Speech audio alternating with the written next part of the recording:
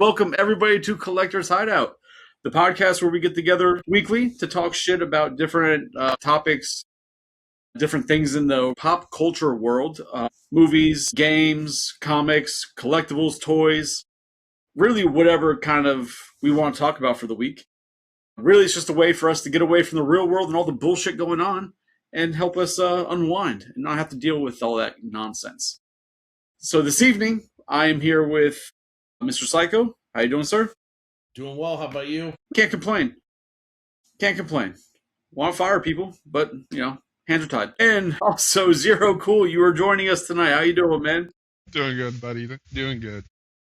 Awesome. So, tonight wasn't supposed to be our scheduled watches evening. I wanted to try and do a horror movie for this month. But Spider-Man Brand New Day came out, and I've been wanting to talk about it, but I've been trying to be real polite with everybody who might not have seen it yet, don't want to give spoilers, all that shit. So I've been kind of quiet, and the movie was really fucking good.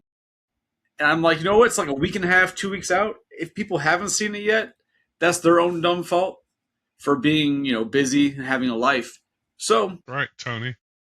Yeah, right, fucking Tony. This message is for you, Tony, as you're watching. That's why Shellhead's not here with us tonight, because he didn't watch the shit. Because he's got to wait to go with the missus. Because he's not a man to do it on his own. He's not watching it now either. So, let's get into it.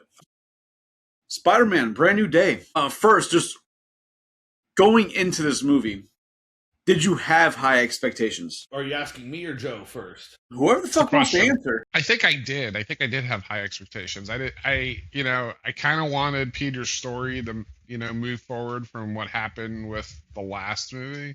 I kept waiting for things to happen. And, kind of disappointed that it didn't go the way we thought. But yeah, I think the expectations were high, and I think it fulfilled a lot of what we were wanting. It was a great movie. Okay. What about you, Psycho? Actually, for this film, I went in with no expectations, right? Because this is the first time we've gotten a fourth Spider-Man movie. It is. I kind of felt like No Way Home was so good.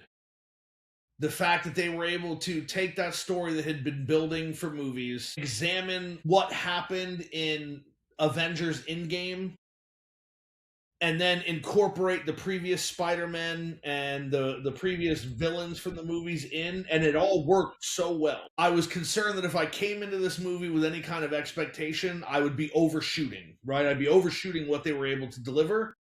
So I made the conscious decision not to expect anything. Just go in and see the movie just like when I saw the very first Spider-Man movie with Tobey Maguire back in 2001.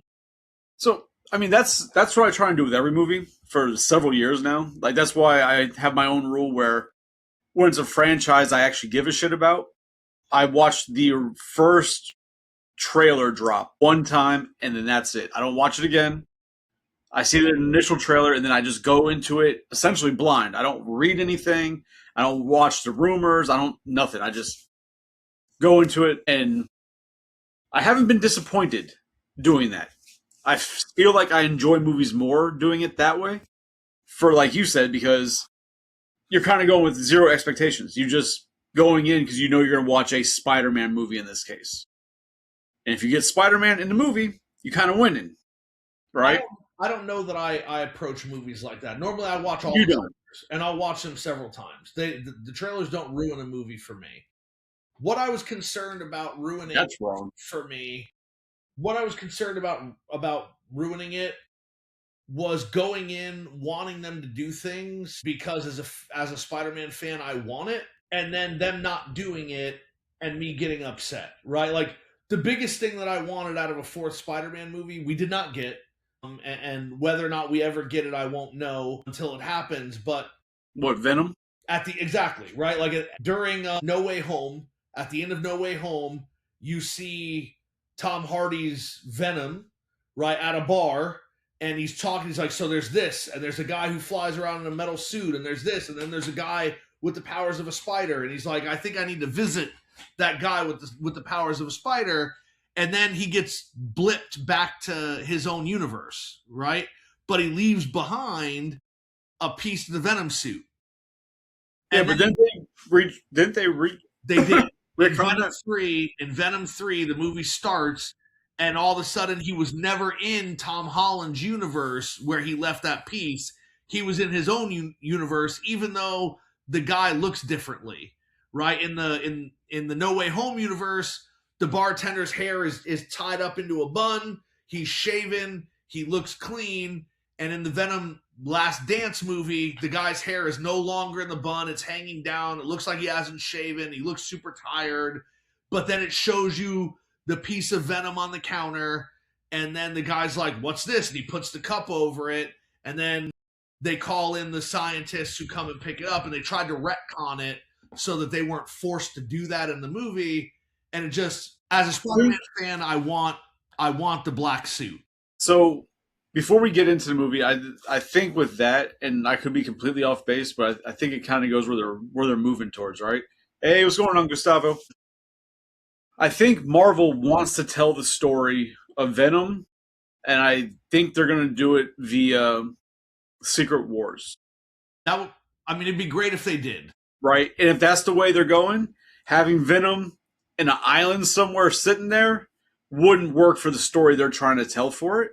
And that's probably why when they got like, oh, you know what, we can use it doing more. Yeah, that's not where we're going. We're going with this story instead. So they had to retcon it. And I got a different take on that. I feel like Sony's blocking the inclusiveness of Venom in an MCU movie.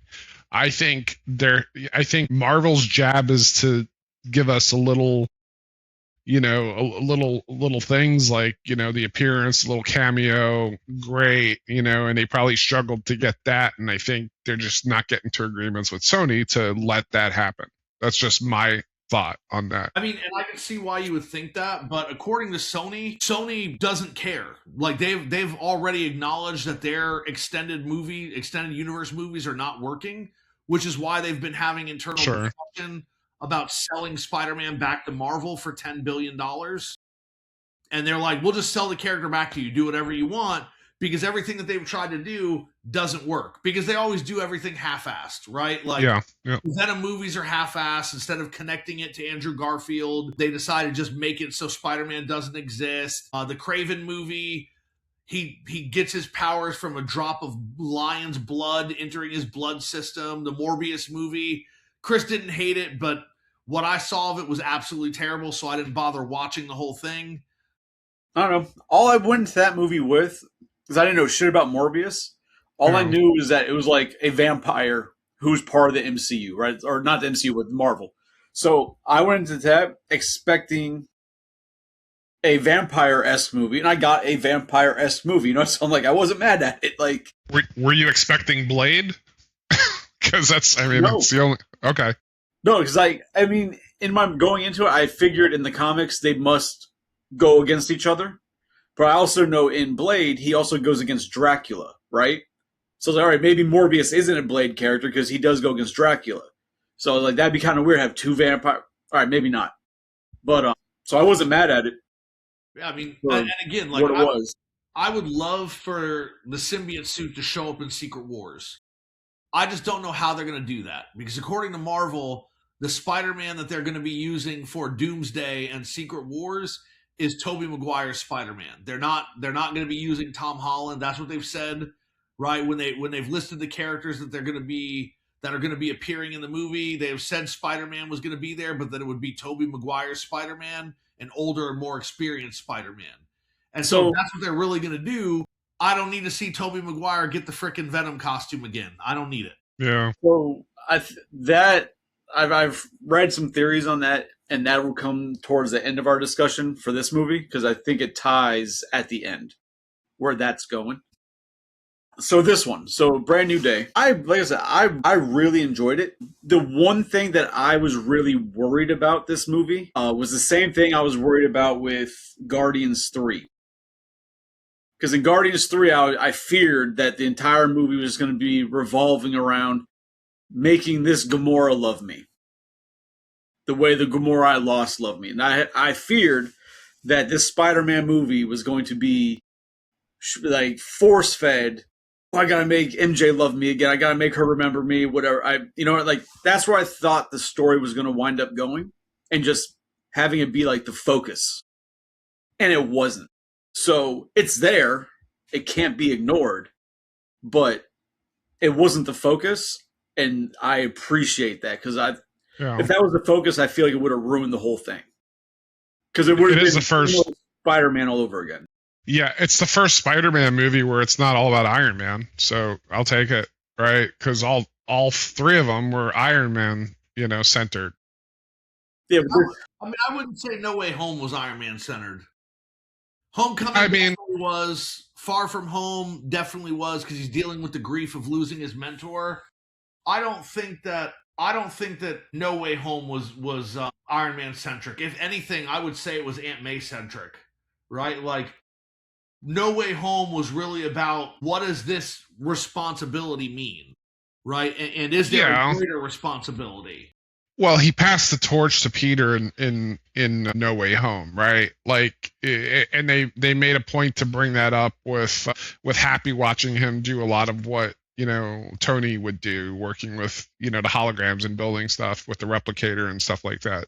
Well, that happened Far From Home. That happened at the end of the second movie when they're in the plane and he's got the thing and Happy's having that conversation with him about him stepping into Tony's role. So, just real quick, Gustavo, I saw it. The Predator looked cool except for the face. So something's wrong with that face. So that's a no. That's a no buy. What Predator? It's a Predator statue. He had sent it to Tony. I'll send it to you later. That came out. So one thing I was running into with Brand New Day is that there's a lot of I don't know Spider-Man a lot. Like my Spider-Man has been, or my Spider-Man knowledge has been from the movies. Like I've never read the Spider-Man comics. I never cared to as a kid. It didn't reach me. So I only know Spider-Man from the comics, and that's it. Obviously from seeing like the trading cards, when I had all the trading cards and stuff. So there's a lot in this movie to unpack with the directions they're going. Obviously, we're still in the era of nobody remembers Peter, right? He's been Men in Black, flashy thinged for everybody. Allegedly. Mm-hmm. He's been Men in Black, flashy thing for everybody, right? I mean, who remembers him? I think you can make an argument that Hulk might remember something about him. Okay, that's a little bit later. But right now, when you're starting this movie, nobody remembers Spider-Man, right? So he's doing whatever the fuck he wants. How he's paying for anything he's doing, I don't know. Because he's got an he's got a big-ass apartment, which would only assume has to be some type of expense. Mm-hmm. All this technology he's got that's doing all this shit. If nobody remembers him, that means the Avengers don't remember him. That means that he's not funded by the Avengers and Stark. Well, no. Everybody knows Spider-Man. Don't get that confused. Everybody knows Spider-Man. Nobody knows Peter Parker. See, and then that starts adding problems to it, right? I mean, yeah. No. So people remember Spider-Man. They don't remember Peter Parker. But then that means that all the history, now this is going back to No Way Home or whatever, is that does the Avengers remember working with Spider-Man? Do they forget? I think so. Yeah. You think so? Yeah. Because nobody gives a fuck about him. Nobody's trying to help. Nobody, right? There's no even mention of it. I mean, because if that's the case, you think he'd go to Banner as Spider-Man, right? He doesn't. He goes as Peter, who nobody knows. But he was going there to ask him for advice, not related to Spider-Man. He's asking there for how to suppress his hormones and what's going on with his If you're Spider-Man and you have this genius, you think you go as Spider-Man and, hey, this is what's going on, I need help. You know what I mean? Like he'd be more receptive if Spider-Man approached him than some kid approached him. Yeah, right. It's just really weird that. Go ahead. But, I mean, you have to remember, he doesn't have a relationship with Banner. Spider-Man never knows him. No, he knows who Bruce Banner is, right? Hulk and Banner have seen Spider-Man. They know that Spider-Man has done things, but he doesn't have a relationship with him the way he had with Doctor Strange or anybody else. So if he were to show up and start asking questions, why would Banner talk to him about stuff See, that but was that? But right there, because you're right there. Banner, maybe they didn't team up together, but he knew that he was on the Avengers. He knows that he would then know that Spider-Man was Tony's protege, right? He would know that information. He might not have had a working relationship, but he knew of them. They were all part of the same team. Like I said, and obviously there's writing and story that they want to do. Why Spider-Man didn't fucking go to Doctor Strange for help, right? Like, it makes you wonder if the Avengers and all that, if all that is also erased from memories, and he's only on the street level again because he's got no help at all. His only help in this film, in reality, is from a pissed off fucking Punisher. Yeah, but that would go against why Scorpion knows Scorpion knows Spider-Man. Because they erased him. Scorpion was in No Way Home, or Homecoming, I'm sorry, was in Homecoming. So if they erased everybody knowing Spider-Man, then why would, Scorpion be so vindictive towards But Spider-Man? it's not everybody knowing Spider-Man. I guess what the people that know Spider-Man and Peter, like who actually know, not just like when his face became known, but like the people who had working relationships with actual friendships and everything, it's almost like they don't have recollection of either. And maybe that's on point because then you have this one person, which would lead to too many blank areas of, why don't I remember that? Or like, oh yeah, we see Spider-Man and we see him, but now we don't remember his face. Like, I think, I could be wrong, but it could be a plot hole too that they just haven't given us the answer for yet. But then it could be said that the new Avengers, right? Black Widow's sister knows Spider-Man. Yeah. Right. She's got a familiarity there. Hulk, as we said, because you said it earlier, is pummeling the shit out of him. And then he's like, hey, it's me. I'm your friend Spider-Man. And then all of a sudden Hulk seems to kind of remember Spider-Man. Yeah. Right? Now, there's theories as to why that is. One of the theories I read was it's because Hulk, if he wasn't active when the snap happened, or not the snap, when the spell happened, Hulk's brain might not have been affected by the spell. Which, okay, I can see that being possible. It's comic book knowledge. It could very well be possible, right? So, I mean, you have that aspect of it. There's also theories that good. There's also theories that not everybody was erased anyway, right? So most people believe that Wong, as Sorcerer Supreme, was not erased specifically because he told Doctor Strange before he left, do whatever you want, just keep me out of all of it. And so as Sorcerer Supreme, telling him that keep me out of it, a lot of people believe that Wong is not gonna have his memory erased either, that he'll still know, he'll still remember what's going on. Now, right, so I would possibly, but we haven't been given that information yet, right? So that's the speculation. It very well could. Will we ever even get those answers? Who knows? I assume we'll get it because Marvel seems to not really just put little things in without reason. Yeah. So like that dialogue is probably there for that reason, Well, yeah, I mean, he built clout that eventually New York now loves him versus hating him, right? Because that's where we left off. They hated him. Now they love him. But it's one of those things that is just kind of weird when I guess we start thinking too much about it and trying to figure it out, because it's like when you have this kind of high level stuff going on, potentially a being possessing people, you think that would get the attention of any of the team that Spider-Man would know from the Avengers side, outside of just Black Widow's sister. It's just like, it's kind of weird, at least to me. I didn't watch the Black Widow movie. I feel like I didn't watch it because you didn't miss anything. Well, I missed who Black Widow was in this movie, right? I didn't know it was her sister until I had to actually Google, like, who the heck is this person? Because I knew, Natasha dies, right? Sacrificing herself for the Soul Stone, great. But I'm like, who's this person? And everybody seemed to know. Like, Ned's like, oh, he's talking to Black Widow. I'm like, what? That's her name now? And then I had to because do some Googling. Black Widow, like Black Panther, is essentially a title. a position, right? So, Yeah. but she's in Thunderbolts. I haven't seen Thunderbolts. It just did not appeal to me. But Same. she's part of the new Avengers It with was a good Thunderbolts. movie. You guys should both give it a watch. It's not I'll watch great, it. but it was actually good. It was very enjoyable. The way that they presented the characters were good, and there are some really strong emotional beats in that movie. And the movie doesn't get the credit that it should because of how many duds came out leading up to it. I would say definitely give it a watch. I also just want to point out, and again, not to beat a dead horse, but according to Marvel themselves, Doctor Strange's spell does not make people forget Spider-Man. It only makes people forget Peter Parker ever existed. That's perfectly fine. Like I said, it's just weird, right? It makes me wonder if because they work so close with him and they're intertwined so much, they have to forget both type of thing.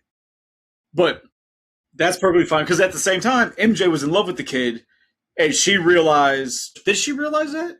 No, she didn't. She did not. Hold on. So here we go. All right. She tells him that she doesn't remember any of that, and it's Well, his hold on. fault. And No, not that. Not that. Something that happened, and I was like, that's right. It was a different twist. Yeah. So, okay. Now, I want to try and go a kind of an order of this versus like bounce around through all the whole movie. So we know where obviously the movie went, and I think a lot of people had it spoiled for them as to who the villain of this movie was. Was it spoiled for you at all, Psycho? I mean, I had heard rumors, but I don't. Even having heard the rumor that ended up being correct, I don't think that it ruined it for me. Right? Yeah. It's like I had heard some video of an influencer or whatever, or a musician. I don't know the fuck he was. Some guy went on in an interview and they're like, "Oh, who's your favorite character in the movie?" And he's like, "Oh, Jean, something, something. She's a great villain." And then the internet blew up. Oh, that's confirmation. It's Jean Grey. Jean Grey's in the movie, and Sadie's playing Jean Grey. And I was like, "What the fuck?" Like, I don't want Jean Grey as a villain, right? She's obviously in the X-Men story, she becomes a villain. The Phoenix, like the Dark Phoenix. Like, okay, but I don't want that story with Spider-Man. That's weird, right? yeah. To have villain Jean Grey. So in this movie, when it started, I was like hoping that it was a bullshit, a leak or a spoiler that it wasn't real. So they started showing it with whatever this being is jumping person to person, like a spirit or just like some type of demonic, whatever, just taking over people's bodies, possessing and running, jumping person to person, which I was like, okay, cool. That ain't Jean. I'm in. But I don't know any Spider-Man character who does that, villain or anything. So I wasn't sure where this was going at all. I just assumed it had to be, where's her name? Sadie, right? The chick from Stranger Things? Yeah. Max. I'll just call her Max, because fuck it, Max. Like, I figured she was going to be the villain. I'm like, but she must not be Jean Grey. I just don't know who she's going to portray. It was really, the way they did it with the whole jumping, I thought was Throws really... you off. What? It throws you off a little because you don't think it's Jean. Right. But I liked how they did it, though, and it's acting, but the way the people portrayed getting possessed, Yeah. being unpossessed, and just watching, like, as it went around, and Spider-Man realizing something was fucking going on in the first initial interaction at the prison. Or not the prison. That I thought was really well done. I really enjoyed that whole scene. Was it the breaking out Scorpion, right? Trying to break out Scorpion, which was weird. Yeah. I think they're building up Jean Grey's character, and possibly for Dr. Xavier to come find her in this world or this dimension to bring her to the school, right? I don't know. I think she was already heading there, to be honest. Yeah, yeah. She was heading upstate on a bus, and that's where Xavier's school's always traditionally been depicted, upstate New York, and she was clearly heading up there. The leaves were changing and everything else, and like as soon as I saw it, I'm like, that's where she's going. I think that's kind of what it was about. And I think it would be interesting. So is Professor X in this universe, and then this breaks him out into this universe? We don't know. And I mean, I think that's what's interesting about this. Professor X's first two students were Jean Grey and Cyclops, right? And Jean, he found because she was traumatized and her powers were manifesting and she couldn't control them. And she wasn't killing people or anything, but people were experiencing like terrible things and it was just really bad. And he hears about it and he shows up. And when he shows up, kind of what leads to the Dark Phoenix way down the road in the comics is that to kind of get her under control so she can learn to control her powers, he places all these psychic blocks in her mind so she can't access all this crazy power she has. And when she's inhabited by the Phoenix Force, it breaks those walls down. And Jericho. And kind of explodes with power, and that power corrupts her. So it's going to be interesting how they handle this, because we saw at the end when her sister's like, you're more powerful than any of us. And one day she's like, you think we could stop everybody at once? And she's like, if we were strong enough. And then you see Jean actually do that. Yeah. And so we know that she's super strong. So just because you brought up that part, even though it's a pretty far jump into the future of or along the story, I can't be the only person who kind of wanted the sister to be 11, right? Am I the only one who kind of just wanted that Easter egg of the sister being 11? Yeah, no, I'm the only one. All right, well, fuck y'all. I never thought that thought never crossed my mind. Well, because like right now, if you look at it, it's like, all right, yeah, it's not Max. It's, she's an actress, but her most famous role right now has been Max from Stranger Things, right? And you have her doing things that can be not the exact same thing as 11 did in Stranger Things, but similar type things. So when they got this, they show that the girl, because there was a couple scenes when they were talking to each other, a couple of angles. I was like, holy shit, is that the girl? Is that 11? But then another angle, like, oh no, that's not her. But I was like, I think that it would have been just a throwaway Easter egg for fans to be like, oh yeah, look, she's getting trained by her sister who's, 11 type of thing. But they didn't give me that. Fuckers. It's definitely interesting. And when you asked me if it got ruined for me, it was the only thing that made sense, right? Like, you have this actress. We knew that they had cast her as soon as the first rumor came out that they were going to introduce mutants in the Spider-Man movie. My first assumption was, okay, well, Sadie Sink is going to play Jean Grey, right? Like, what else is she going to play? And then when the first trailer shows people controlling other people, it's like, okay, well, so you have a redhead, right? And now somebody's controlling people. Like, who is that going to be? Because you're not going to cast an actor like Sadie Sink in a role that doesn't matter, right? Like, well, you're going to cast them to play a big role, and in that case, it has to be a big character. How many telepathic redhead characters do we have in Marvel that it could be? But to trump that, right? Well, to go over that, the possibilities, right? Because we're looking at Marvel. When you look at the history of Marvel and a lot of their characters, original Spider-Man series, we had, Kristen Dunst, or whatever the Dunst was, MJ. She's a blonde. She's a redhead in the movie. Then you have the exact opposite. That wasn't Marvel, though. Just listen to what I'm saying. Jesus, you have to argue. Then you look at Garfield's. They had fucking Emma Stone, who is a redhead, and made her blonde, right? So the point is that my mind, like, if she's in the movie, I'm not. For all I know, they could be dyeing her hair black for you know what I mean? Like, yeah, she's a redhead, and that's what it makes sense to be Jean Grey. But at the same time, a wig or hair dye, she could be a complete any other character of any hair color. That's why it's like she'll most likely be Jean, but she didn't have to be. They could have made her a different character who wasn't a redhead with, a little dye. Yeah, I mean, I didn't think that was going to be a thing. And it wasn't. When they cast her, it was like, well, she's not going to be a comic accurate MJ because we already have an MJ, and they're not just going to replace Zendaya with somebody else, especially when they bring Zendaya back, right? Like, so if Zendaya wasn't in the movie, it'd be like, oh, well, maybe we're going to get like a comic accurate MJ. But since that wasn't the case, I was like, yeah, it's probably going to be Jean Grey. It's the only thing that really makes sense. Oh, man. I knew going into the movie that Jean Grey is in it because I heard a spoiler, but the way that they did it made you second guess it, which I was happy about because I almost thought it would have been her sister that was doing this and maybe Jean would have been, trying to get back to her sister, trying to find her sister that's doing this behind the scenes. So when I was talking to Zach about it before we watched it, before I watched it, before it came out, because I had heard the Jean Grey, and I brought it to him. He's like, I don't care about the movie. I'm not probably going to see it this next. So we were talking about it, and he was in the same mindset I was. I'm like, using Jean Grey as a villain, it's nobody wants her as a villain. Like, that's not what we want. We want Jean Grey as Jean Grey, right? Maybe an origin story, how she came up, but we don't want her as a villain.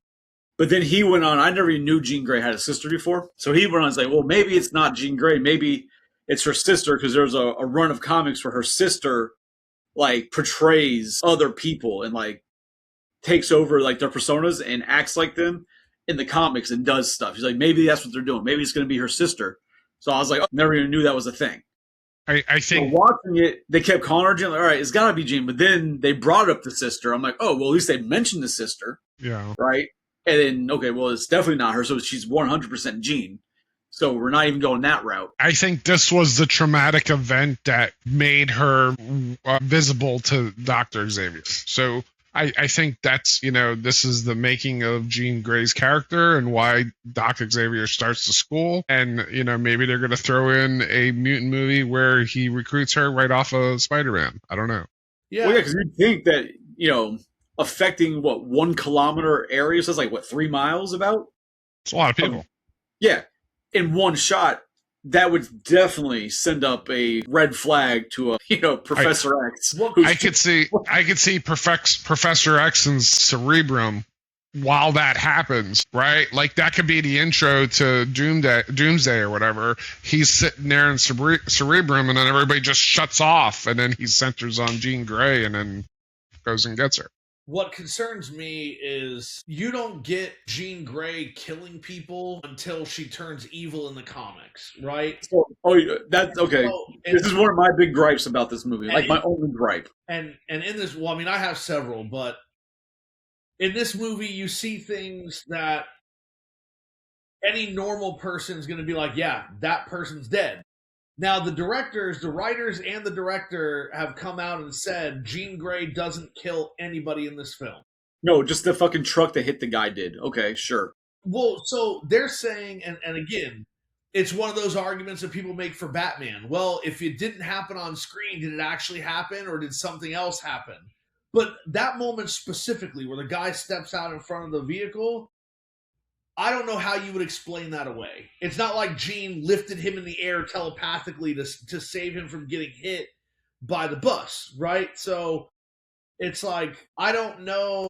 And Spider-Man couldn't save because he was having one of his moments where he was like losing control. Yeah. Right? So Spider-Man didn't even attempt to save him. And then she also makes 2 of the security guards shoot each other. So yeah. So again, it's like, they're saying that she doesn't actually kill anyone. She definitely terrorizes people, and she definitely makes people afraid and commits crimes, but that she doesn't actually kill anyone. And I want to believe that, but it's difficult to believe that based on what you see happening in the movie. Well, like you said, it depends. If you go by the rules, if it didn't happen on screen, it doesn't count. Because if she froze everybody within like a 3-mile radius, what if there was somebody like in a pool? Like they got froze underwater for however long that whole that whole thing took. Like somebody had to die. Someone died. Yeah. But I don't know. You said no, but I'm with you. That was my one big gripe. Was that? And now if she's killing people, I'm not. Whatever. If whatever it is, because she's in this movie, she's not a villain. She's what Marvel likes to do with a lot of their villains. She's a villain by circumstance, right? She's not going around just killing people. She's not being Thanos, right? Like, she's trying to find her sister, trying to save her sister, and doing everything she can, and she keeps attacking damage control. She keeps attacking them. She's not just going and, like, attacking a children's daycare. Like, she's only attacking damage control, the people who have her sister. So that's why I was like, well, she killed that guy with the guy hit by the car. Like, she made guards shoot themselves or shoot each other. But then, when she finally gets to the point and she finds out that her sister is dead, she can't now kill the guy who killed her sister, essentially, right? Oh, now she has this moral compass. Say, oh, I have to slow down. I'm going to be slow. Don't come closer. I'll kill him. Just fucking kill him. You've killed other people already to get to this point. Just fucking kill him. Be done with it. So that was like, how she just kill a nobody, but did not kill a guy who deserves to be killed. I think that in that moment, she was thinking about everything that Peter had said to her. No, she hadn't done it yet, right? No, I'm not talking about when she was in her head. I'm not talking about with Aunt May. Okay. I'm talking about the conversations that she and Peter had had up to that point, right? Gotcha. Where Peter's like, this isn't the way to do it. There's different ways, blah, blah, blah. And she's like, you don't understand what's going on. You don't understand what's at stake, blah, blah, blah, right? So I think at that moment she was really considering what her sister might have wanted, what her responsibility might be. But I mean, yeah, she absolutely could have killed him if she wanted to, without, in a millisecond. On the spot. Yeah. Good. I mean, and then you said that that's really your only gripe. It's a big gripe. I have a couple of other things that frustrate me that I guess we'll get to as it goes along, but I mean, we're already bouncing around, but so in this movie, I really enjoyed Punisher. I thought he was great. I wish he could be as nice to Daredevil as he is to fucking Spider-Man. Like, he's a real dick to Daredevil. Was he Introduced in Daredevil? He's a lawyer, but I didn't know he was introduced in Daredevil, the same character. yeah, so he's in that's actually where he got introduced, was Daredevil season 2 on Netflix. That was his introduction. And then he was in season 3, and then he was in the first season of Daredevil Born Again. Yep.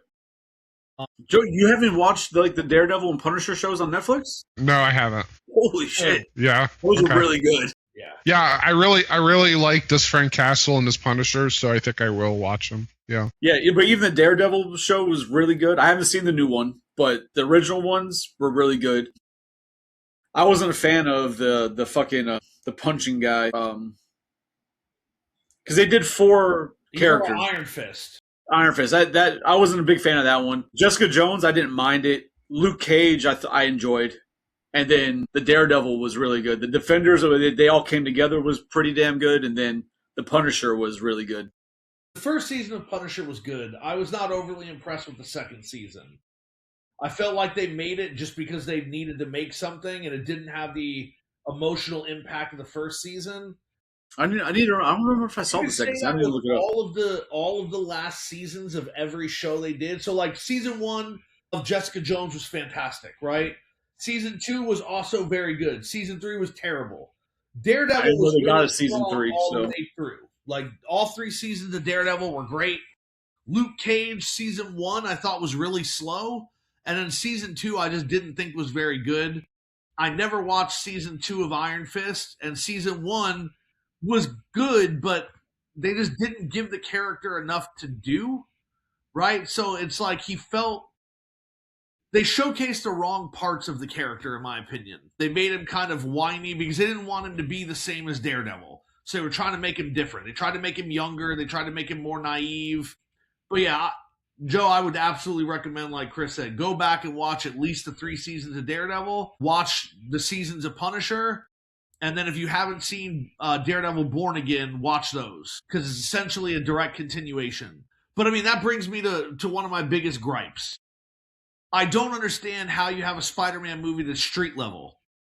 You're showing Queens, you're showing Hell's Kitchen, you have the Punisher, and you don't have Daredevil, right? Like, is he in jail? Is he in jail in the show? You sure? Because I keep seeing people pop up saying that, because Daredevil's in jail or sitting in jail watching Frank and Spider-Man have fun together or something. I don't believe that he's in jail, no. I mean, they were talking about arresting him, but I don't want to give the last season away and what happens. I don't think he's in jail, right? But it's like, in the comic books, Daredevil and Spider-Man team up all the time. And they teased it in No Way Home when you have Matt Murdock show up as the attorney. And it was exciting because I love Daredevil. I love Spider-Man. It's like, okay, well, if Frank's going to be there, Daredevil's going to be there. And then he wasn't there. It's like, all right, why did we do this? Why do you tease it in No Way Home and then you don't do anything about it in the movie where it's only street level. So I was talking about this earlier today with Moo in the chat. As much as I enjoyed Punisher, right? I enjoyed him a lot in this movie. He was funny, but the only reason to me that he's in this movie at all is to shoot Spider-Man. They just needed to have a reason, introduce him, and lead up to eventually he shoots Spider-Man, right? Like, you needed a reason for Spider-Man to be killed, not almost killed in this case, but not by the villain, not by Jean. You needed something. And you've got this, anti-hero who's trying to kill Jean Grey because she's a threat, right? And to me, that's the only reason he's actually in this movie is to shoot Spider-Man. I know that I agree with that. Because if you take him out, the only other part that he's used for in this movie that you'd have to explain some other way of it happening is blowing up the vault, right? You could take him out of the rest of the movie and it won't change the movie. Okay, I get the argument that you're making. I don't agree with it because I think that Frank is in there for a very specific reason. I think that Frank is there to show what happens when you lose everybody you care about and then you don't make an effort to keep living and to keep growing, right? And that's very evident in the scene where he's talking to Peter and he's like, "That's your girlfriend. You love that girl, right?" And he's like, "No, I don't." And he's like, "Don't bullshit me, kid." And he starts talking to him. And he's like, "You don't want to be like me," right? And I think that that's the reason the Punisher is in there, because you have a guy who had everything he wanted and lost all of it. And now the only thing left in his life is vengeance, right? The only thing left in his life is vengeance. And that vengeance is doled out to every criminal because nothing he ever does is going to bring his family back. And he is not willing to open himself up again because he's already lost everything and he's not willing to go through it. And that's where we find Spider-Man in this movie. He's lost everything. He has nobody. And he could make the decision to stay that way and end up like Frank. And Frank is there to make sure it doesn't happen. Now, can it be argued that they could have used plenty of other characters in the repertoire of characters for a similar story, but a lot of them, or most of them, wouldn't be ones outside of a villain who would be able to do what Punisher did? No, not unless, again, not if they wanted to keep it street level, right? Because you've got the Hulk, so you don't have to keep it street level now, right? You've got the Hulk. They wanted to focus the story on Spider-Man as a street level character, and he really is in the movie, right? He is not a great, and they highlight that over and over again when he goes to Yelena and he's asking for help.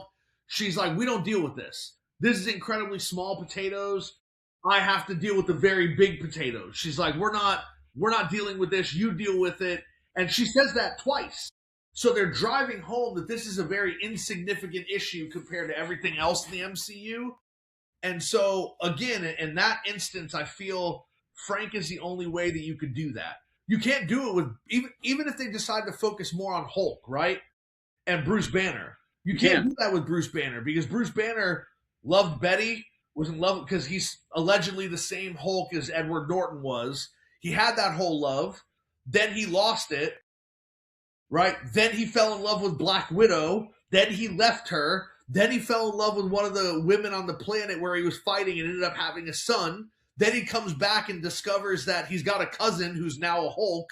His son shows up in the last episode of She-Hulk. His son Scar, right? He shows up. There's a picture of Scar in Spider-Man Brand New Day on Hulk's desk. So, like, Hulk has family. Hulk has people that he cares about and that care about him.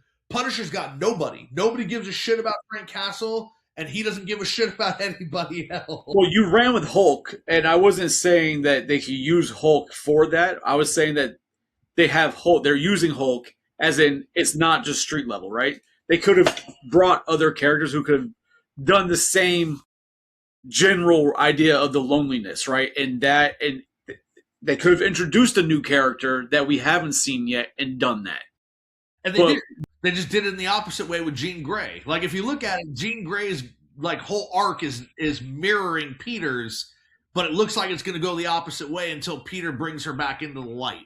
Right, but I was saying, but the exact reason why you said it for Frank, right, for Punisher, like there's other characters they could have used for that, but I think for what they were trying to do, and that character, with the fact that Punisher would have no problem shooting and killing, right, would have made him the perfect candidate for everything that they would need for this movie, right?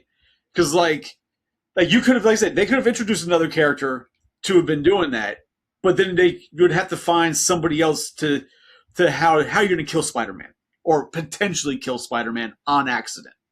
No other superhero is going to do that. Hawkeye would have. No, I don't think so. Elena Belova would have. She may have. People, right? Like, I think that they could have picked other people. I think that they chose Frank specifically because of where he is and where the audience know he is after all the things he's done, right? Elena, she's lives in a bathhouse and her sister's dead for the second time. Especially since it shows Frank at the end of, and I guess you guys didn't see this, but before Brand New Day, they had the one last kill, the Punisher. Yeah, I didn't see that. Kill, yeah, right. Like, you see at the end of that why Frank is fighting in that short, and it's because somebody kind of reached him. And I don't want to give anything away because I want both of you guys to see it, but like something kind of breaks through that a little bit, and I think that that's kind of, they wanted the audience to pick back up on after seeing that in One Last Kill, that this is where Frank is now, because we see an entire growth in Frank at the end of this film. And while there's no definitive answer that he's going to continue kind of moving and thinking the same way that he did at the end of the film, it's also, he probably could, right? Like, we might see a different side of Frank that came from this movie, and for it to still be like that. Okay. So in chat, Cow says Moose says it also stopped Jean from being like the Punisher. So that kind of reminds me of the whole, Cable killing Deadpool to stop Fire Fist from becoming who he was. Like the same plot line. But he also knows that you can't kill Deadpool. Without a collar, or with the collar you can. That's true. Speaking of the collar, we've seen now the creation of that technology. Yeah, yeah. Like, obviously, right when Peter's talking to Hulk, or Banner at this point, about the technology, you knew right where it was going, right? Like, you're like, okay, he's going to start to suppress. This is eventually going to lead to where we saw in Deadpool, where they have it around their necks. But there was another movie where they had it, but I think it was not part of the MCU, where they had a device that they put on and it subdued their powers. Yeah, they did that in X-Men 2. But that was a shot, though, wasn't it? No, in X3 it was a shot, but okay. in X2 we find out that Stryker's son had that. Angel. Yeah, they went into his brain and they took something out of his brain, but then they hooked him up to a thing so he could only use the power they wanted him to use. So now we have Spider-Man has created this thing, right? And you can only assume that while it was on Jean at Damage Control, they studied the shit out of it to see what he had done, right? And obviously, as we also found out, Damage Control put their measures together to prepare to fight Spider-Man, right? They found out all his weaknesses at the time with his technology and all that. So we've now gotten, that's now a thing in this world, is that we can now subdue powers and turn people, or those with abilities to normal people, or just mute them a little bit, because Spider-Man didn't lose his powers, he just had it muted so he can not rage out and turn into an 8-legged creature. Which I feel like they should have just fucking hinted at that and made him fucking grow 2 more sets of arms. Yeah, I don't. And then I guess that brings up another thing. I did not like the way they handled this evolution in Spider-Man. I didn't think that it was thought out very well. I didn't think that it was deployed effectively. There's no explanation for why it triggered other than he's under stress, right? And we get that from Keith David narrating the spider video, where in moments of stress, a spider might be able to tap into other powers. But what are these new powers, right? His eyes go black? Like, that's okay, cool. His eyes go black, and apparently he can see things more. He can slow things down more with his spider sense, but is it available all the time now? Right? Like, because it wasn't going, and then he turned it off. So now, can he turn it on and off? Is it just always there? Like, there's no explanation for any of that stuff. And what exactly happens? Right? Does it make him stronger? They don't explain any of it at all. None of it. But they showed it, right? So in that's like the video, obviously it's the idea is that the spider also molts, right? It sheds its skin to a new, bigger version, right? That's the whole point. And he's like, oh, I don't want to do that. He turned his shit off because he doesn't want to picture himself coming out of his skin. Yeah. But at the same time, that I feel is showing him growing and what's going on. So we know now that he can control, he can use the fucking normal webs, his biological web. He uses that freely now, right? Because during the battle with the hand, he used that without even being black-eyed. Yeah. Right? He got control of it. He finally got that control. So, I mean, it does, in theory, it's going to make him stronger. It makes him more sensitive. It heightens all of his abilities. He's getting stronger. So is he now Tobey Maguire Spider-Man strong? Because Tobey Maguire is way more powerful, in my opinion, than his Spider-Man. So, and he's got the biological web. So maybe,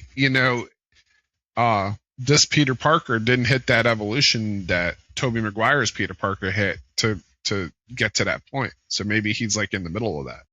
I mean, also then you use the argument, oh, it's different universes. Peter, Tobey started off with the organic webs. Like it's.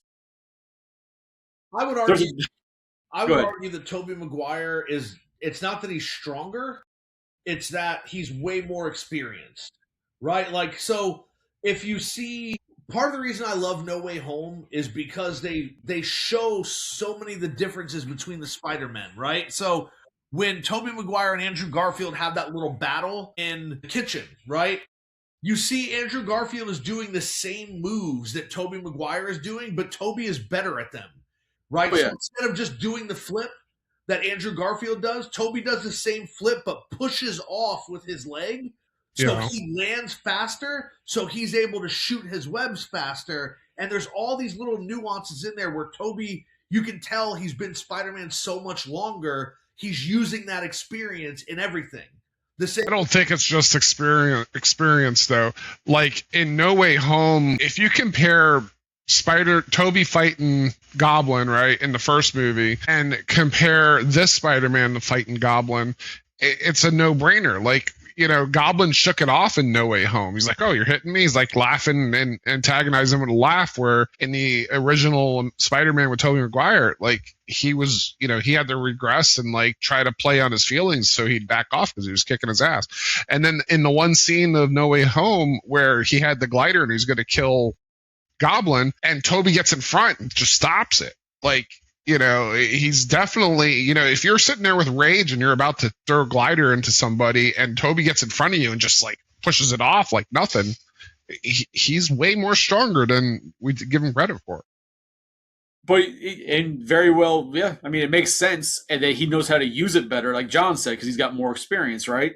Which that could all be tied into, is he stronger at all times, or is he just stronger in those moments because he knows that this is when I need to be stronger? So I access what we see Peter now, or Tom Holland's Spider-Man starting to learn, right? And also remember the great scene from No Way Home when they're talking to Tom Holland, and Andrew Garfield tells him, after I lost Uncle Ben, and then after I lost Gwen, I just thought I would fall into Spider-Man and I would just help people, and then I realized that I stopped pulling my punches. I stopped protecting people, right? And that moment is really powerful because you see that when he's fighting Green Goblin in the hallway, when Tom Holland's fighting Green Goblin in the hallway, he's pulling his punches, right? And that's why Goblin is laughing, and that's why, there's everything, going on, and he doesn't seem affected. And you mentioned Tobey Maguire, but if you go back to the first couple of times that Tobey and Green Goblin fought, Green Goblin's doing the same shit. He's laughing at him. He's not affected. The hits aren't doing anything. It's not until their final fight when Goblin almost kills MJ. He had already almost killed Aunt May. Then he told Peter, he's like, hey, once I'm done with you, I'm going back, and MJ and I are going to have a hell of a time, right? And then at that point, Tobey Maguire's not pulling his punches. Like, he's fighting, and he's trying to end it. And then he's saved essentially because his thinking kicks in. And once that happens, he starts pulling back. That's when Goblin tries to kill him with the glider, and he gets out of the way. We see that same thing happening in No Way Home. Tom Holland's Spider-Man is pulling his punches. He doesn't want to hurt Green Goblin, but then Goblin kills Aunt May, right? And the next time they fight, Tom Holland's beating the shit out of him. Like, he hits him once in the face, and Goblin's like down on his knees. He fell. He's struggling to get up. And so I think it's perspective, right? All these things answer that question.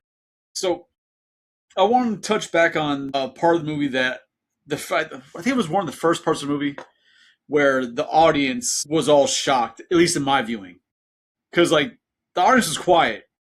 But, so we see this scene where Spider-Man's chasing the unknown entity, jumping between people.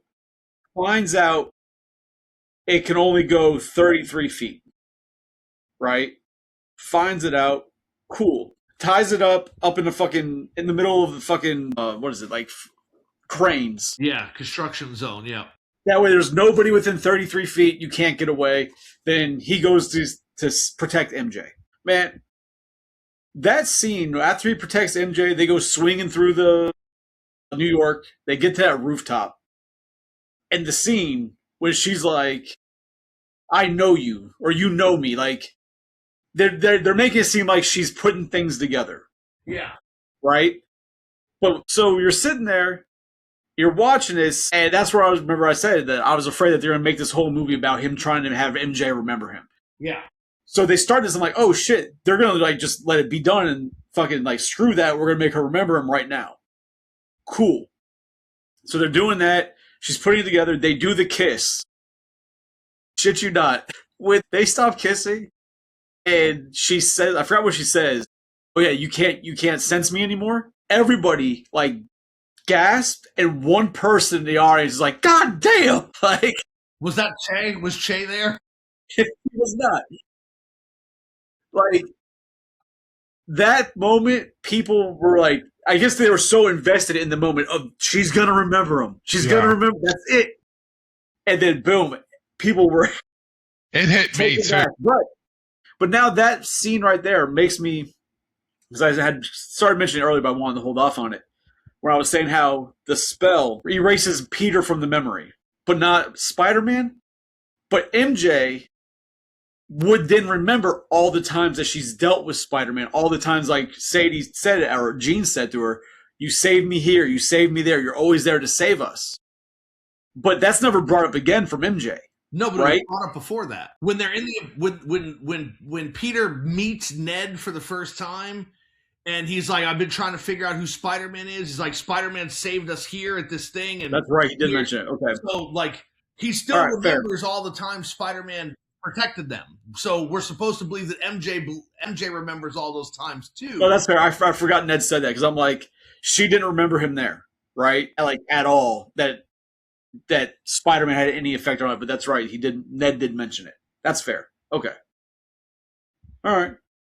I'll allow it because you're right. But so, bro, that scene, and then people like to say like, oh, she was going to kill MJ. That's why she jumped. Like, no, she wasn't going to kill MJ. She knew that Spider-Man would save MJ. Like, there was no ifs, ands, or buts. This wasn't the guy in the car situation. Like, Spider-Man was going to make that shit happen. One other thing that I didn't think about until recently, I think I was talking with Moo about it last week. Now this, I didn't think about when I watched it because I had forgotten.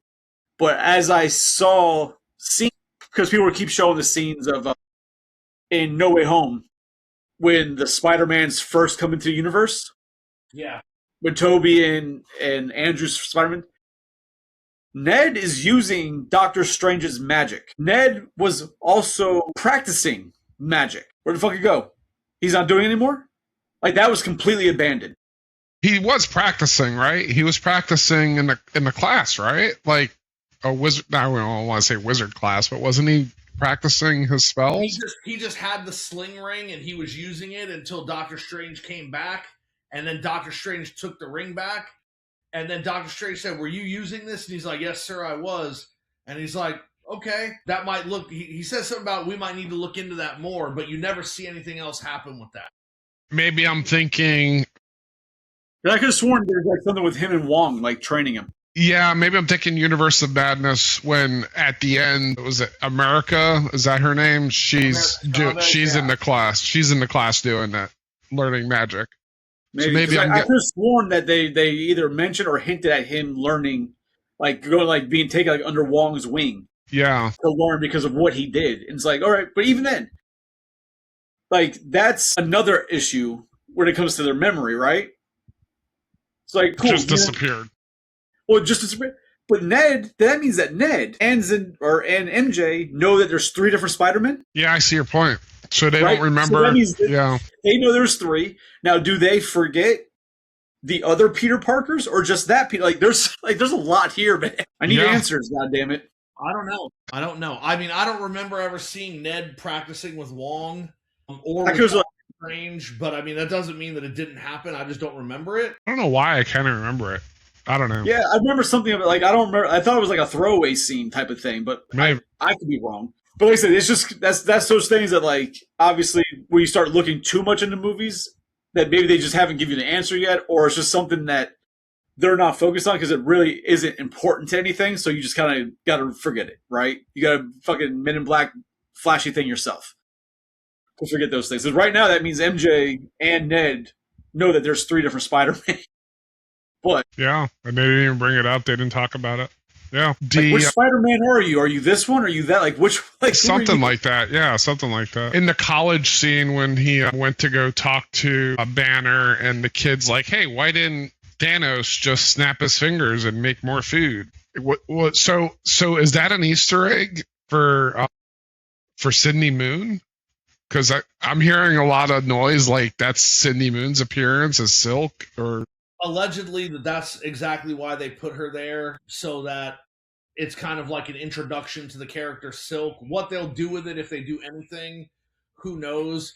I think before they introduce Silk, before they introduce any of that, we're going to have to get a Miles Morales. Right? Yeah. Like, we're going to need a Miles Morales, and I want them to do it where there's 2 Spider-Men working, right? Like, you have Miles and you have Peter. Not that Miles comes in and Peter dies. We don't need to do that. Yeah, I agree. Didn't they announce that a Miles Morales movie is going to come out? No, but they did say that they're thinking about Miles Morales. And allegedly...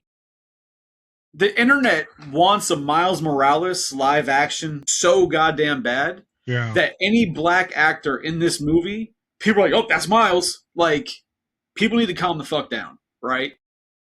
Allegedly, people are thinking that I think his name is Caleb. He's in Stranger Things as well. People are thinking he's going to be Miles Morales. So, but from this movie, right? Because like I said, people are digging. They want that so bad. I don't know the actor's name, but the one guy when Peter walks out from blowing himself up from the alleyway, he kind of sets off the web bombs on accident. Yeah. And then there's the guy walking down the street. There's a black guy. And he starts talking because it's Jean Grey in his body. So people are like, that's him. That could be it. Then the kid earlier in the movie, people saying that when the bus goes flying and Spider-Man saves the kid that was running or on like a scooter, pulls him off, like pats him on the head 3 times. Like, oh, that's the same thing that Tony did to Peter Parker when he was first in the movie as a child in one of the Iron Man movies. So that's going to be Miles Morales. Then people are also trying to say that the little kid that's on the shoulders of a dad when Spider-Man's in the hospital and looks at Spider-Man and does the flip. They're saying, "Oh, that's going to be Miles Morales. That's why, because he knows that like, y'all, and people want this goddamn Miles Morales so bad that any ethnic actor in Spider-Man Brand New Day is apparently going to be Miles Morales." And I can understand why, because I like the Miles Morales character. I think that it's similar enough to the history of Spider-Man that it doesn't take a huge leap of faith, but it's different enough to justify having two Spider-Men in the same movie, right?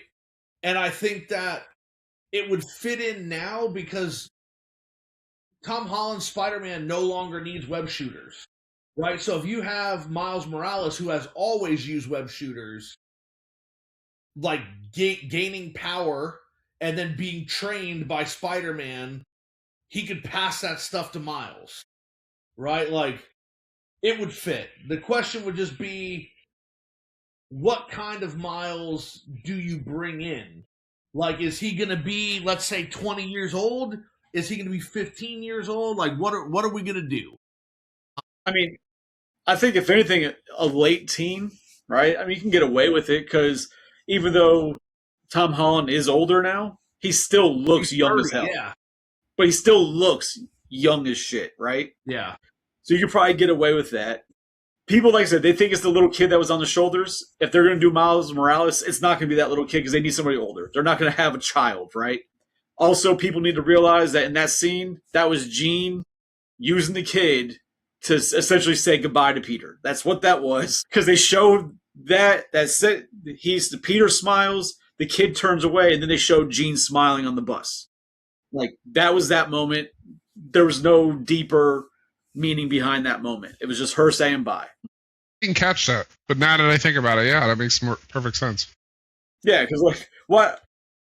So when he comes out of the hospital, because we all want obviously Ned and MJ to remember Peter, right? So I was like, yo, they're gonna come out of the hospital, and New York's gonna fucking remember him. Because maybe Jean's, got in her mind when she froze, 3 miles of the city, and it broke the spell because she screwed up whatever. I'm like, watch, they're all gonna fucking remember him. This is gonna be awesome. And then I'm like, oh, there goes, and then it's like, oh no, it's Punisher up in the window, fucking dancing around like a maniac that everybody's looking at. I'm like, okay, fair. That was fun. I do think that. Sorry to cut you off, Joe. I do think that they might have hinted at maybe MJ and Ned remember a little bit because Jean Grey was in their minds. Maybe she did go into their mind and see if she could kind of put things back together. Because she did say when she was in MJ's mind, she's like, yeah, they just cut whole sections of you out, right? Like there's nothing about you at all. Like you're gone. Yeah, like she can't access anything about you at all, and so. Maybe she goes in and she can fix it. Maybe she brought it back. Who knows? I don't think that's it. Now, I know Jean, in the history of Jean, she can give memories. She can make fake memories. She can do that stuff. But she doesn't have that ability that we're aware of yet, right? She just learned she can fucking do what she's doing. I think it's a failsafe set by Strange, right? So you have different aspects. You have Banner or Hulk who remembers something, right? And people could say, oh, because Hulk wasn't out when it happened, so Hulk's mind remembers. Cool. You could say Ned, because we have that moment. Peter goes up to Ned. Hey, how you doing? I'm so-and-so, Peter. They go to shake hands, and they start doing the handshake. Peter forces the handshake. But then Ned's muscle memory continues, right? So, and then he says at the end of it, he's like, Peter. Yeah. But you could argue that he heard MJ call Spider-Man Peter, right? Yeah. So you could argue that he was just putting together that, you're Spider-Man. Yeah. But the look on his face when the muscle memory, it's almost like if he got rid of all the aspects of Peter, but he remembers, just essentially we could assume he remembers that there's 3 Spider-Men. He remembers that I used to hang out with Spider-Man all the time in the suit, right?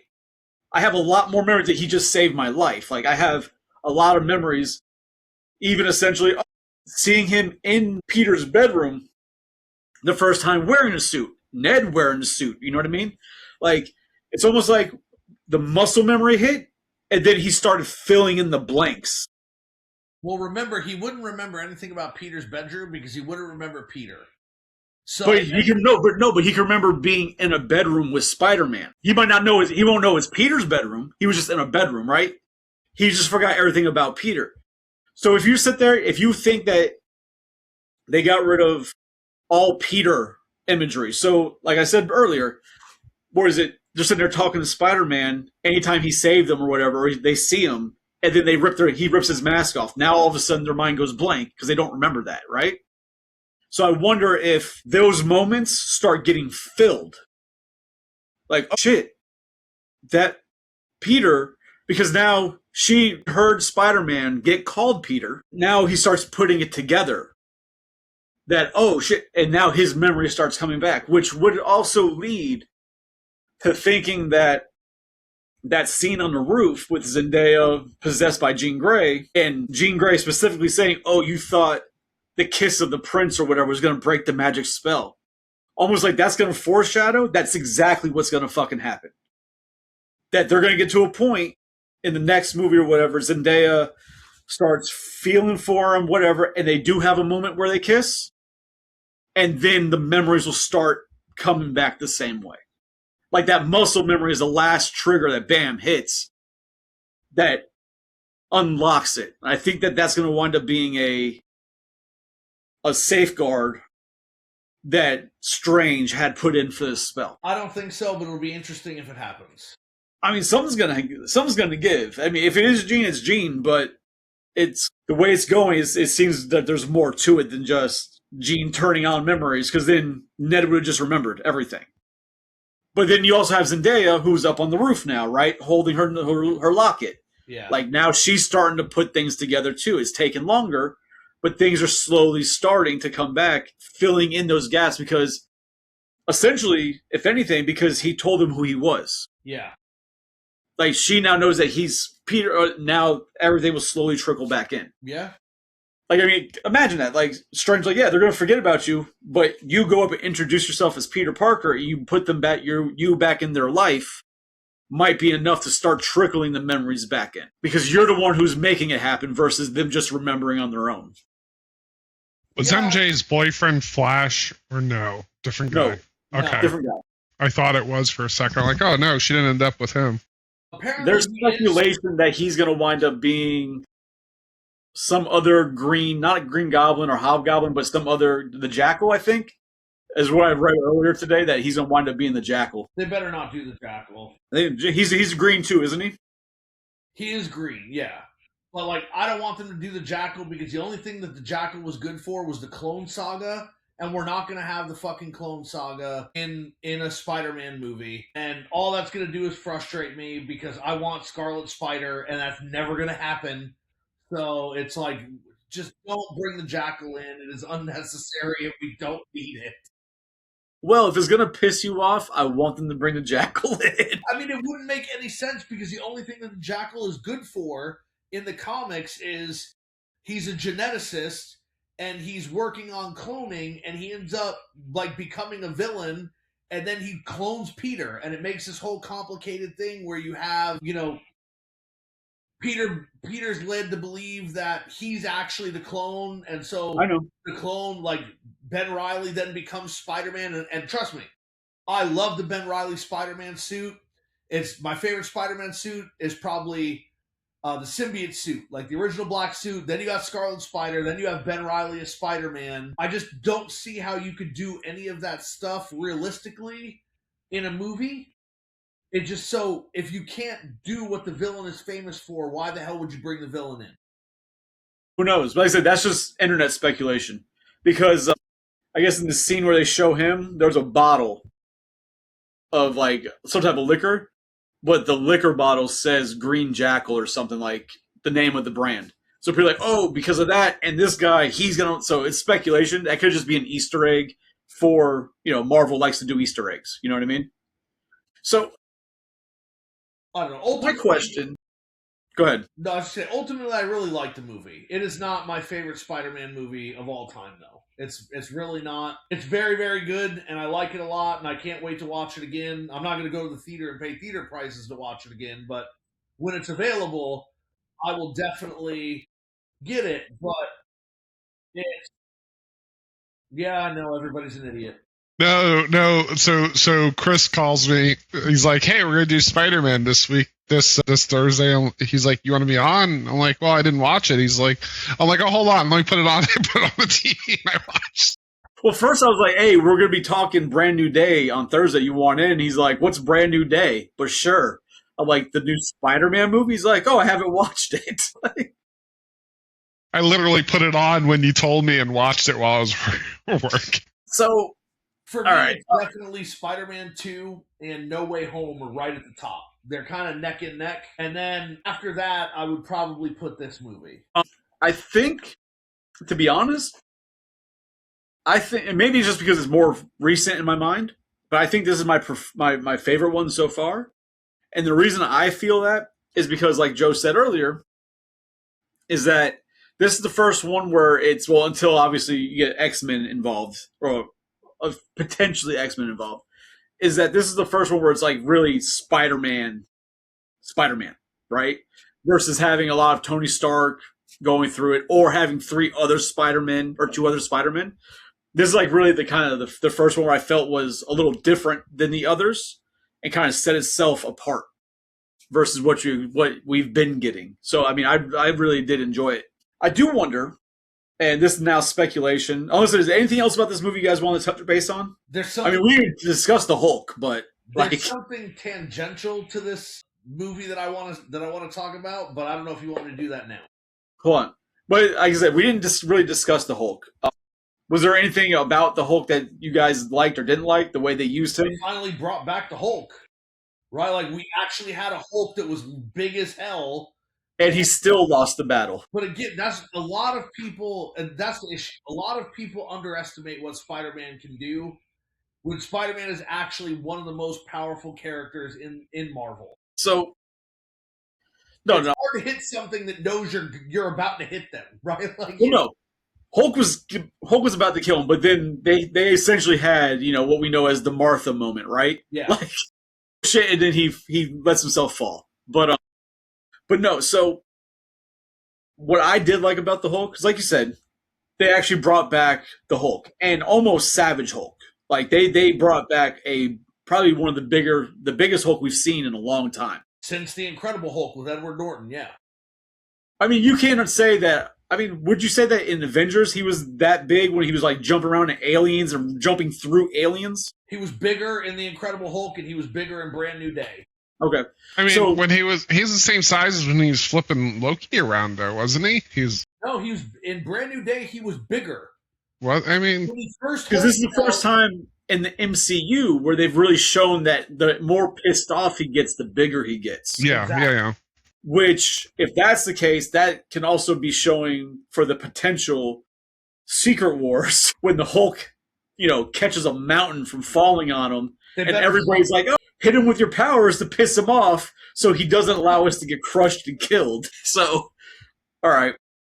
So I do wonder one thing, and I don't know where you were talking about, Psycho, where that's going, but we can go to that next. It has nothing to do with this movie, but it has to do with it, but not. I now wonder how or if they're even going to use Jean in Doomsday. No, they're not. They're not. So you got this powerful ass person that's not going to be part of this at all. No, because remember, the only X-Men they're using in Doomsday are the legacy. At least that we know about so far, because apparently there's some characters we haven't even been announced. But because they wouldn't have. I mean, technically they wouldn't have announced her, right? If they're trying to keep her as a surprise for Spider-Man. So technically, according to rumor, all these new characters are in play for Secret Wars. But for Doomsday is specifically going to show the Fox X-Men, the Legacy X-Men. They're going to show the Tobey Maguire Spider-Man. They're going to show all those characters from those universes converging. That's what Doomsday is supposed to be about. Okay. And then, so what did you want to touch on? 'Cause there was one more part of this movie I wanted to touch on, and it's the after credit scene. So what I wanted to say about it is really when Jean left and was heading upstate, the only thing that I could think of is I really want, and Marvel's not going to do this. I'm almost 100% sure they're not going to do this. I really want them to bring back Fassbender and McAvoy for Xavier and Magneto. They're still young enough to portray the characters properly, and I think that they played the characters so well, having them be the Professor X and Magneto here full time and actually letting them be what the characters are supposed to be would be fantastic. So I'm fine with that. This just leads me to asking a question that annoys me. That I feel like I feel like Loki. I could be absolutely wrong, but I feel like Loki was the first one to actually address it, or maybe not address it, but cause the issue.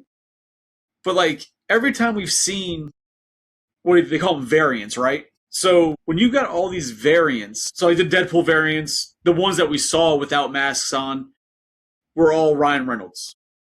The Hugh Jack or the Wolverine variants were all Hugh Jackman except for Cavalry. And then the little one, Still him, right? That It was still him? Jackman, yeah. All right, so Yeah. Cavalry was the only non-Hugh Jackman variant. Yes. But then Loki, it's like every variant he has is a different person, just a different version of Loki, right? So that's why, like, some people, I've heard people say similar about, who are they going to, have it be McAvoy and this and that, but like, but they're in this universe. They're not going to be the same actors in this one, but like, why can't they when most of the variants seem to be the same fucking people? They could be. They absolutely could be. And that's why I said I want Marvel to do it. I just don't think that they will. Right? Like, I think it would be a hard sell for them to get McAvoy and Fassbender back, but I think that it would be the best thing because they already, at that point, they bring legitimacy, right? Like, you know how this, because I would set it up this way. If you're setting up a brand new X-Men team with young X-Men, then you need to have an Xavier that brings that gravitas so that you know, this guy knows what he's doing. We don't need to see him learning how to lead again. If you bring in McAvoy, people will all be, we know he can do it because we saw his variant doing it in this universe. He's going to be able to do it, right? Like, you wouldn't have to give too much setup because people would already know. And it's just like, I thought that they did such great jobs. I don't think you need to recast. I think you just bring them in, be like, this is Xavier, this is Eric Luncher, and then we're moving forward. So I do have a question, and it has nothing to do with Spider-Man then. Obviously, they're headed towards X-Men. Yeah. Now, do you want a X-Men movie, or would you rather have a bunch of solo movies that lead to an X-Men? I don't need solo movies. For the X-Men, I don't need solo movies. The only person that you could justifiably give a solo X-Men movie, in my opinion, would be Xavier, which isn't necessary. I guess if you want to count Magneto, but that also is not necessary, or Wolverine. And if you're going to give Wolverine a solo movie, you're only going to give him a solo movie because it's a brand new version of Wolverine, and we need to figure out what he's gone through before he joins the team.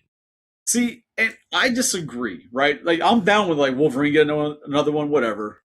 I want them to do an actual origins, like the comic book origins, and really do that story justice to show that, because they kind of hinted at it in the original origin, and it wasn't as good. But I think we should do a bunch of solos to introduce any of the X-Men that aren't going to be the younger X-Men. Like, if they're going to try and do the whole summer students, summer, like, maybe teachers, or the more advanced part of it, like, give me a Storm movie. Introduce Storm. Don't give me, because some of these characters have such huge stories that they don't get any of the respect they deserve in a X-Men movie. They could do that in an X-Men miniseries on Disney Plus. But again, I don't think it would be good enough, though. Do they need to do that? Right? I don't think. I think at this point we know who everybody is. Did we need an origin movie for the Guardians of the Galaxy? And Yes. even after that movie was super successful, did we need a Drax origin? Did we need a Rocket and Groot origin? We didn't. But see, the I would argue the difference there, unless you were a diehard comic fan, Damn it, dog. you didn't even fucking know who the Guardians of the Galaxy were till the movie came out, right? And you got the basics of what they were. But I feel like the X-Men have been around for so long with such unique personalities and characters that individual movies for specific characters would really work well for helping build up to an X-Men movie. I think our generation's had it already. I think the next generation would benefit from it. So you mentioned Storm, right? I think if you want to do something for Storm, you don't need to give her her own movie. What you need to do is put Storm in the next Black Panther movie, right? In the comics, Storm is married to T'Challa. But since T'Challa is now dead in the movies, maybe you have Storm younger and she's married to T'Challa's son, who's going to lead the next Black Panther movie, and he's going to be like 20 years old, right? I mean, we could. And then, at least that way, if you don't want to give them like full movies, like you said, throw them in something to properly introduce them versus like, oh, here's just this. And then we have to have this first X-Men movie of Professor X gathering all these people, very Samuel L. Jackson in the Avengers style, right? Where I got to go find you. I got to go find you. Like, give us how it all goes through other movies. That way, with the X-Men movie, we don't have to worry about that shit. We can go right into an X-Men story. But it also depends on, and again, here's where we have to like define our parameters, right? What X-Men do you want in the movie? So do you want the original actual first class, not the first class we got in the movie, but do you want Scott, Jean, Iceman, Beast, and Angel? That was the original X-Men team. Is that who you want? Right? I don't care. Like, I don't know. Personally, I don't give a shit. To be honest, I don't know that I want Angel on the team. And if we're going to have Beast on the team, I enjoy Beast as a character, but I don't want Beast the way he appeared originally in X-Men. He doesn't need to be a human. He needs to have the blue fur, right? Well, Jean is already introduced. I don't know that you need an introductory movie to introduce Cyclops or Iceman, right? Like, you could have this team already kind of brought together. Maybe the first 20 minutes of the movie is kind of explaining backstories of characters, except you don't have to explain Jean because you saw it in Spider-Man, right? But I don't think we need. If I were casting this, I would start with Scott, Jean, Beast, and then Iceman, definitely, because I think that's a cool thing, especially because you have Human Torch already, so you can have Iceman. I think it would work. And instead of Angel, maybe I would put in Gambit, right? So instead of Angel, I'd have Gambit. Or maybe instead of Angel, I would have Sunspot or somebody like that. You don't need Angel. And all I know, I want a proper Rogue. I want a goddamn proper Rogue. I don't. As much as I love Rogue as a character, we don't fucking need Rogue in an X-Men movie. The character, how would you explain it? And when you say proper, what do you mean by proper? So when I say proper, have her already have abilities, right? Now, to try and explain it, the whole Miss Marvel story, whatever, if you want to go that route, they can figure something out, right? But the Rogue we got in the previous movies was not Rogue. No, it was not. Right? I want Rogue flying, super strength. I want Rogue. If you're going to do Rogue. The issue not is some watered down child Rogue who doesn't know how to fucking do anything but cry and then give up her powers. And I don't know how they would do that, right? Because again, Rogue only has all those flying and super strength and all that because she stole Miss Marvel's powers. Correct. And put her into a coma for years. And then when she came out of that coma and her powers started to remanifest, she had another accident and she got even more powers and then became Captain Marvel. And then when her powers got so high, she became binary, right? Like, I don't know how you take the Captain Marvel that you already have in the MCU and then say that Rogue stole her power. Like, I don't see it. No, but that's what I'm saying. If you want to get, they can figure out, but you don't even have to go that route because obviously we see that everybody in the MCU, things get tweaked, right, to make sense for what they got going on. So there could be other ways for them to do it. I trust if they did that they would do it a way that made proper sense. But when I said, like I said, when I want a proper Rogue, I just want a Rogue who has the abilities that she's supposed to have, that we know her to have, not what the fuck we got in the X-Men movies. That's just, if we're gonna, I want flying Rogue, I want Southern accent, make you some biscuits and gravy, like, give me Rogue. Nothing against Anne Paquin. The green and yellow suit and the brown jacket, that's all you want. And a big old booty, all right? No, but I like, even in, like, I wouldn't be mad if it was Anne Paquin. She's too old now, right? Because they're going to do a younger cast, which I get. But, like, I would have loved to have seen her get the opportunity to be a proper Rogue versus what they made her be, right? Because I think she could have done a proper Rogue well.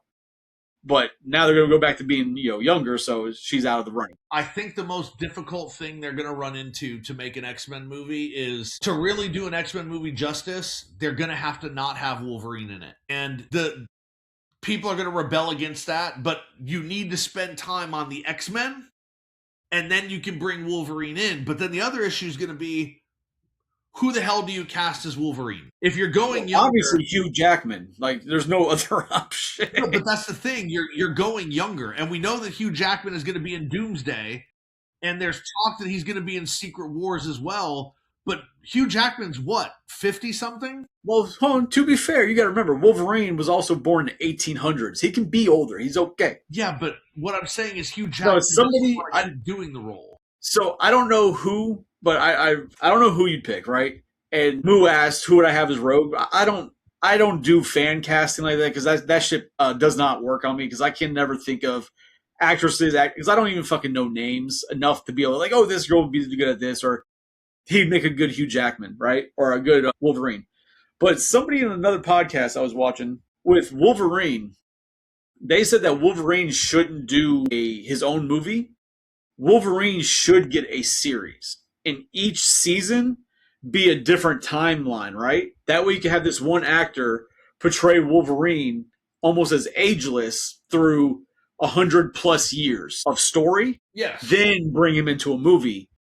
And it explained why he's old, but he doesn't look old because they did it all like that, which I'd be completely fine with that. Give me Wolverine run like that. That's a great way to do it. It's just, again, I don't know who you would cast for that. And if you do cast a new Wolverine, do you cast a comic accurate Wolverine or do you cast a movie accurate Wolverine, so someone that looks more like Hugh Jackman?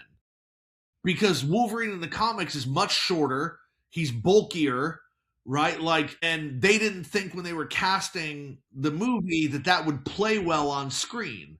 So now, what do you do? I could be wrong because I don't sit here and study the physiques of people.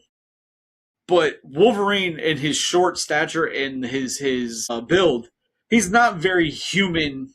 Like, just anybody can be this size, right? It's almost like it's not a feasible size of a person without there being some type of CGI at least put onto him to have him be that short, built the way he's supposed to be. So I don't care if Wolverine was done with somebody who's tall like Hugh Jackman, right? It doesn't bother me that Wolverine wasn't short. Like, that never was an issue for me. It was never a problem. So that wouldn't bother me at all. Like I said, I just don't know who I would pick because I don't fuck with actors like that to even be like, oh, he'd be a good, like, I do not know. And then also with the MCU, they have a very good range of getting people who you might not even expect to be well and then do the role justice, So it's like... So in the comics, Wolverine is between 5'3" and 5'5". He's small. Between there. And so, like, you could have somebody short that's super built, right? But he's not, like, in shape built. Like, he's, like, wider. Like, he's, like almost like Punk. Like, he's small but wide, but not, like, fat. But, like, just wide. He's got broad shoulders that are all muscle. Yes. I will tell you, so here are the fan castings for a new Wolverine. You have Taron Egerton from the Kingsman series that people think that he would be a great choice because he's short, he's built, he can play action.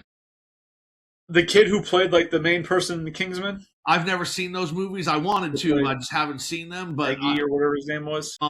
Then you got people want Daniel Radcliffe. They say that he could play a very good Wolverine. I can see he can get the look, at least in the facial features with the beard. I can see he can get at least a look similar. Jack O'Connell, and the last one is Matt Wood. Those are the four that are most discussed as good replacements for Wolverine. So, I only know the one because that's who we're thinking about from the Kingsman. I only know him because of the Kingsman. I don't know him from anything else. If we're talking age, I feel like Radcliffe would be too old to start portraying if they're trying to go younger, right? Because he's got to be in his 40s. I don't know. Let me look. Daniel Radcliffe is 37. Okay. So by the time the movie comes out, he'd be in his 40s. Henry Cavill is 43. Let's see. I mean, Hugh Jackman is 57. Yeah. But, like, I mean, you could, like, and obviously Marvel has a tendency to, especially with their bigger characters, people can say, oh, they pick, big actors for their characters. But a lot of their big characters that have these big actors only became big actors because of Marvel. Yes. Right? Mm-hmm. Like, Chris Evans was already a thing, but he wasn't Chris Evans. Yes. You know what I mean? Same thing with the other Chris. Hemsworth, yeah. He was acting, but he wasn't where he's at now. The only ones that I could think of were already big, but still got bigger than what they were even before would have been Robert Downey Jr., right? He already had a successful career. He fell off because of drugs and alcohol and everything. Mm-hmm. Right, but this was like his comeback, and he's bigger than he ever was. Yes. But he was already a big actor, right? Sam Jackson was already a big actor. But besides that, everybody else seems to be like they kind of come in low, known maybe, but low, and they become massive because of the movies.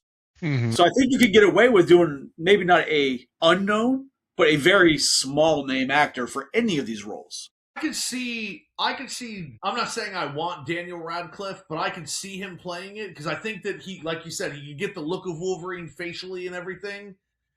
And I think being around 40 would be a good offset because he doesn't look 40, right? So, like, he still looks younger, but it would be believable if you had him as Wolverine with a team of a bunch of kids in their early 20s, right?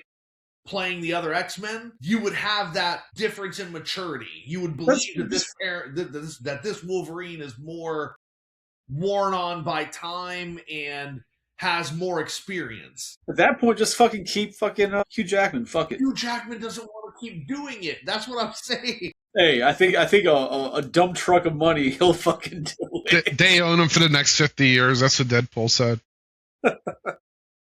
I really think that we're gonna get. I think we're gonna get Doomsday and Secret Wars, and we won't see Hugh Jackman as Wolverine again after that. I think that he will absolutely be done. So at that point, he'll be over 60. Like he will be done. So there are.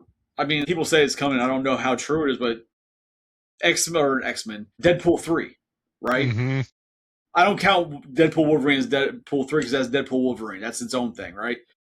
But Deadpool 3 would be a good way to also start introducing some of the newer characters, right? They don't know way you have to go deep stories with, but you start introducing some of the new X-Men that way. However, they bring Deadpool in through Doomsday, he winds up staying here or whatever the fuck, because he's Deadpool. He'll do whatever the fuck he wants, right? Yeah. Like, he might stay in 616, and now I'm here. Like, thanks, guys. I think they can't do. I don't think they can realistically do another Deadpool movie until you have Deadpool in Doomsday and or Secret Wars. But he's supposed to be in Doomsday, right? Yeah, so what I'm saying is we should not get another Deadpool movie until those things are over, because he needs to be in one place, and we need to establish where the hell he is, and then keep going with the movies. I mean, the establishment is that he's Deadpool, and he knows it's a movie, and he can pop in wherever the fuck he wants. But that's another one that we didn't discuss one time, but I discussed with you, was that obviously at Comic-Con, I don't know if you saw this, Joe, that Ryan Reynolds was at Comic-Con. I saw that.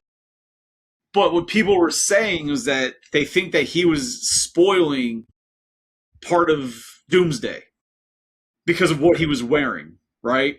At first, people thought he was just wearing a gray X-Force Deadpool suit, but he wasn't, because he called it his Canadian tuxedo. And anybody who knows Canadians knows that a Canadian tuxedo is denim. Yes. Right? But it was gray. So everybody's like, oh, gray jeans, that's Jean Grey, that she's going to be in Doomsday. But then people started saying that it's confirmation that Ryan Reynolds is Jean Grey, which we know that's not the case. But there's a lot of speculation that because Famke Janssen, who played Jean Grey in the original trilogy, has been very vocal online saying, oh, Marvel never reached out to me. They never reached out to Halle. They didn't care about the women because we're too old. And people think that she's just saying that to throw people off the track, because you have Kelsey Grammer as Beast, you have James Marsden as Cyclops, you have Hugh Jackman as Wolverine, like you have all the older characters. It wouldn't make sense not to have the women there. And people are like, this is just a smokescreen from Disney. They're telling her to say these things so that when people get there and they see that Jean Grey is actually there and Storm is there, then they're going to be surprised. Mostly what I think Doomsday is going to end up being is a way to get all of the heroes that we want to remain into the same universe, right? So I get the feeling that the Fantastic Four's universe is going to be destroyed. They're going to get stranded here in the MCU. I think that the X-Men's universe is going to get destroyed, but they are not going to be here, right? Like, the X-Men will perish trying to save their universe. I think there's going to be a lot of death in the beginning of Doomsday. And I'm pissed because I'm fairly certain they're going to kill off Tobey Maguire's Spider-Man as well. And so there, hold on. So that, because now that you brought that up, the speculation of the end scene credit of Brand New Day, just the Spider-Man finder, tracker, whatever the hell it is that Ned built, pans out. Ned is smart. He programmed this thing to fucking pan out and search space, apparently. But it shows a Spider-Man found in space. Now, people are saying it's Battleworld. It's got to be Battleworld. Or the other one that people were saying potentially is that it's the Fantastic Four ship, right? And that Tobey's Spider-Man is with Fantastic Four from his world or his universe. And that would be cool. Because then that would be where Battleworld or whatever, where the incursion or whatever, where the two worlds are coming together. So that's them bringing that world, and now we're going to get that, which would be interesting. See fucking Tobey Spider-Man come out in the blue and white fucking Fantastic Four suit.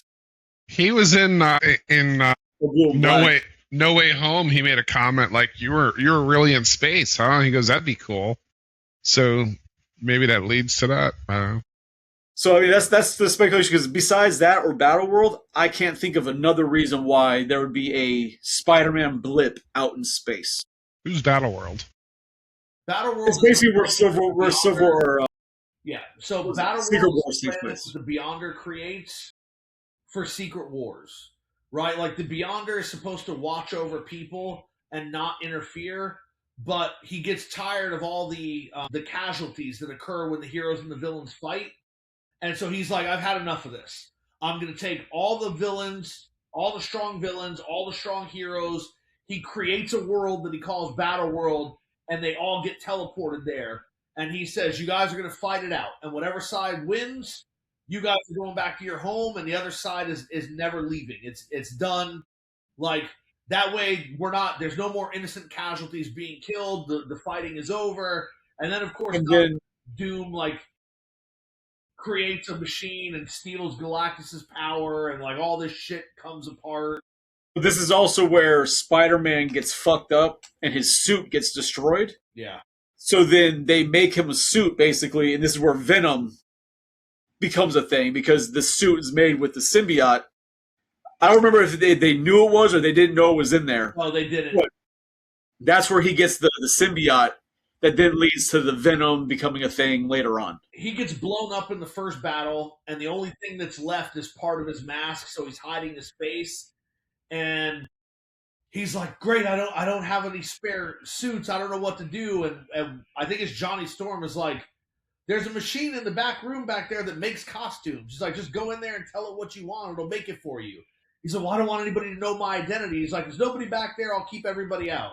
So he goes back there and he goes into this machine and he gets this black thing on him and then it spreads out and he's like, oh, this thing is really cool. And then he finds out later through flashbacks when he realizes that there's something on him that's not right and he's talking with Mr. Fantastic.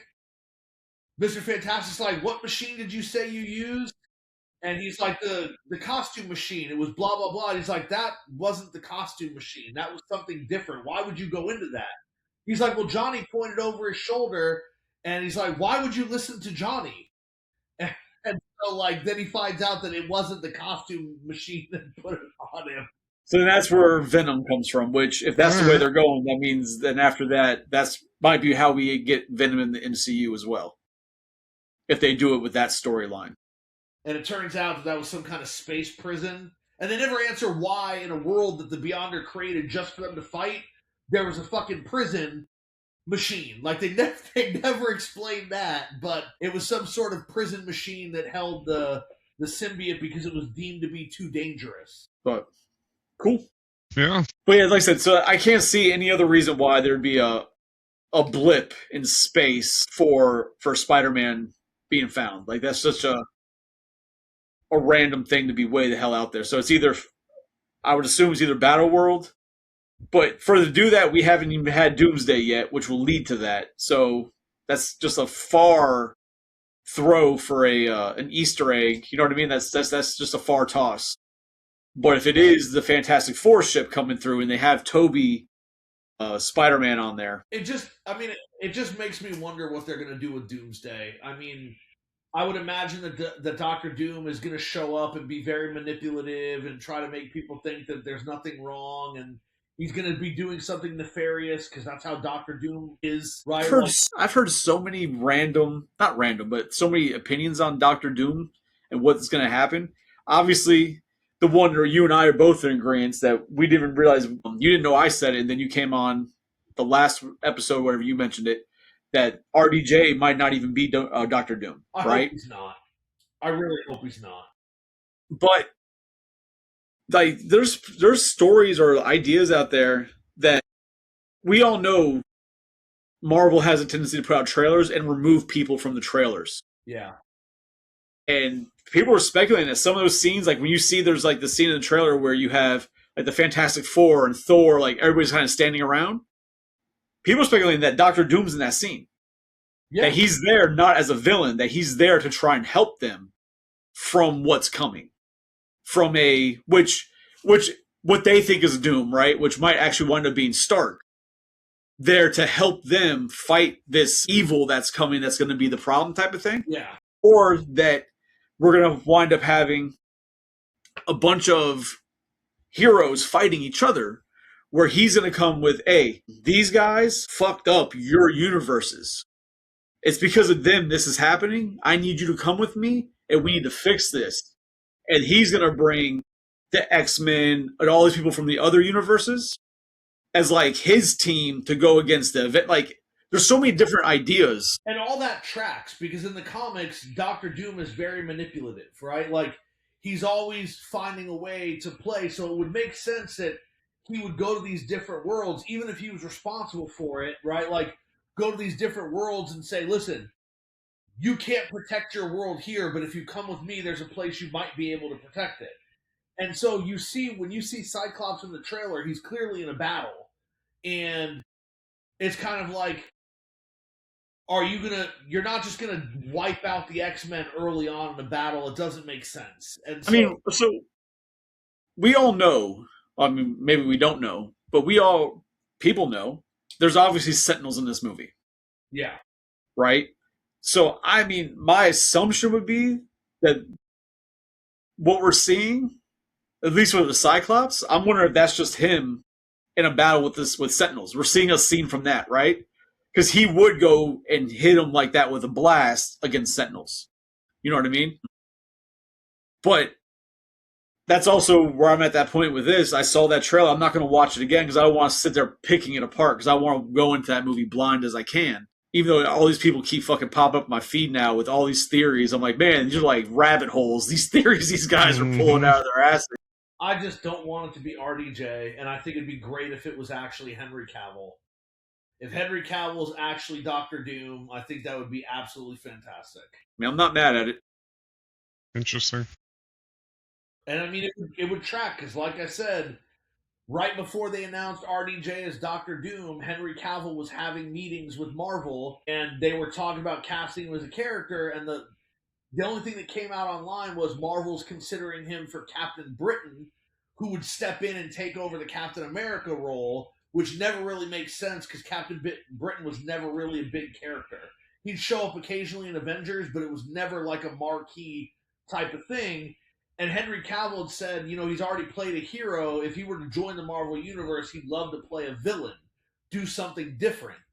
And I can't get the fact that they didn't show Doom's human face in the Hot Toys figures, even though they all said there is a human face, a non-masked face. They can't show it because of spoilers. And then also the voice of Doom in the trailer and the voice that RDJ used as Doom in Comic-Con were not the same. They didn't sound the same. The inflection wasn't the same. So something's just off.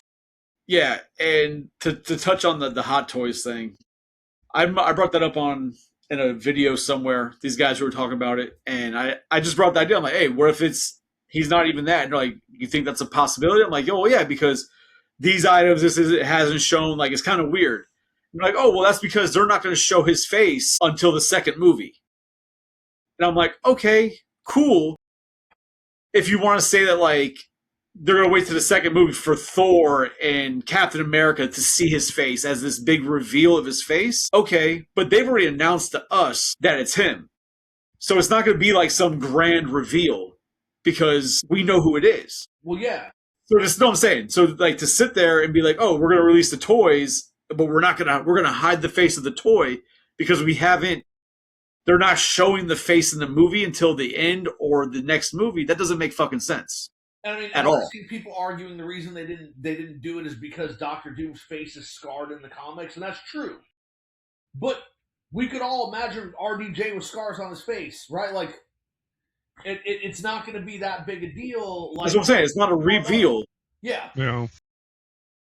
It's like people didn't lose their mind when Samuel L. Jackson took the freaking eye patch off, and there were like, of course there were. We knew they were there, right? So all I'm going to say is this: is that Joe knows what's going on because he plays poker with RDJ. So I haven't played with him in a while though. It's been a long while. Like, I haven't seen him online or anything. Joe's fully aware. He's just not saying nothing. He's sworn to secrecy. But all right, was there anything else you guys want to discuss about this, or any theory or anything before we get on out of here tonight? no. I hope Disney's not watching that after that comment.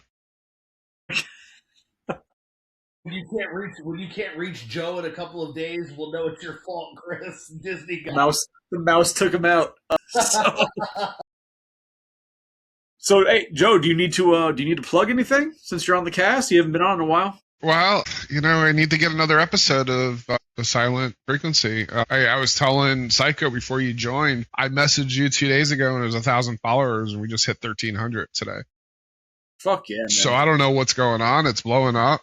The traction on YouTube, there's only 70 views. Not where I want to be, but maybe the next one it's new. It starts somewhere. Yeah. We just need to put some time together, and it's been a busy last few weeks. So I'd like to try to put some time together and just bust out an episode again. Yeah, no, I've got availability this weekend, so just let me know. Sounds like a plan. Psycho, you got anything you need to push or plug? All right. Well, then as Joe said, Silent Frequency. That's our paranormal podcast show that we've had one episode. It was fun as shit to do. It was fun. I really did enjoy it. Seems like people are enjoying it. I see that you get comments, that you post up videos and stuff. You get a lot of interaction. Yeah, so people are loving it. I got no problem doing more. The TikTok, one of the videos hit 40,000 views. I'm like, I didn't expect that. It's just, hell yeah. See? Yeah, it's picking up. Just not the following is picking up. So it's coming together though. You're just being consistent. It fucking takes time. Yeah, that's fine. But the Silent Frequency has such a wide audience base because of what it is versus like Drinks and Toys or Collector's Hideout were very, in the grand scheme, very narrow in the Yeah. field of attention. But what you got, everybody loves, well, not everybody, but there's a much wider audience for the paranormal and aliens and all that fun stuff. So, yes. So we'll be doing another one of those. Check them out on YouTube, Facebook, Instagram, TikTok. It's all over. I don't think we're not on like podcasting platforms yet, right? Not yet. I'm gonna wait for one more episode and try to figure that out. I'll need your help with that. Yeah, I noticed something today when I was checking my analytics on one of our other ones, and it says free hosting. So we can use that to our advantage for that. So cool. With that, I don't know what next week's Collector's Hideout's going to be. No idea yet. Psycho and I are going to work on a schedule to get things a little more regulated and more professional as to when certain episodes in advance versus waiting until like a couple days before. So that's our next thing there. With that, anybody who's enjoyed this, thank you for sticking around. Thank you for watching. Like, subscribe, share it, let your friends know. Like, subscribe, and share over at Silent Frequency as well. That's been fun. So definitely you guys will enjoy that if you like anything remotely paranormal and strange. That's what we got. With that, we'll wish everybody a good night. Thanks everybody for coming out. I'm going to do a hard exit on this one. Boom.